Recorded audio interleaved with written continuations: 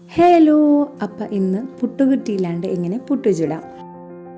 അതിൻ്റെ മെയിൻ 2 പ്രോഡക്റ്റാണ് ഈ കാണുന്നത്, ഈ ചിരട്ടയും മറ്റേ കുക്കറും. ഈ വീഡിയോയിൽ കാണുന്ന പോലെ തന്നെ സെൻറ്ററിൽ ഒരു ഹോൾ ഇടുക. എന്നിട്ട് നമ്മൾ ഓൾറെഡി ഉണ്ടാക്കി വെച്ച പുട്ടുമാവ് എടുത്തിട്ട് ആ ചിരട്ടയിലോട്ട് അഡ്ജസ്റ്റ് ചെയ്യുക. ആ ഹോളൊന്ന് മറിഞ്ഞ് നിൽക്കാൻ വേണ്ടിയിട്ട് നമ്മൾ കുറച്ച് തേങ്ങ അതിലോട്ട് ഇടണം. എന്നിട്ട് ഇങ്ങനെ ഫില്ല് ചെയ്തിട്ട് ഈ കുക്കറിൻ്റെ ടോപ്പ് വിസിൽ വരില്ലേ, ആ ഒരു ഭാഗത്തായിട്ട് ഇങ്ങനെ ഉള്ളിലാക്കി കൊടുക്കുക. എന്നിട്ട് അതിൻ്റെ മേലെ ഒരു അടപ്പ് എന്തെങ്കിലും കവർ ചെയ്യുന്ന പോലെ വെക്കും.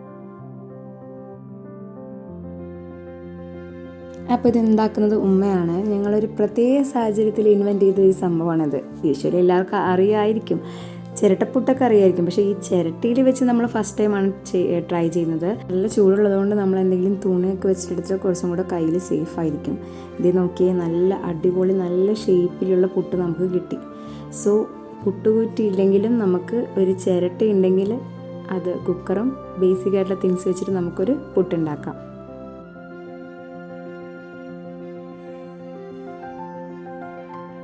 നേരത്തെ പറഞ്ഞിട്ടുണ്ടായിരുന്നു മേലൊരു കവർ ഇടണം, അല്ലെങ്കിൽ ഇത് കണ്ടില്ല മേലെ ചാടുന്നത്, അതിന് വേണ്ടിയിട്ടാണ് മേലെന്തെങ്കിലും അടുപ്പ് വെച്ച് കൊടുക്കുന്നത്.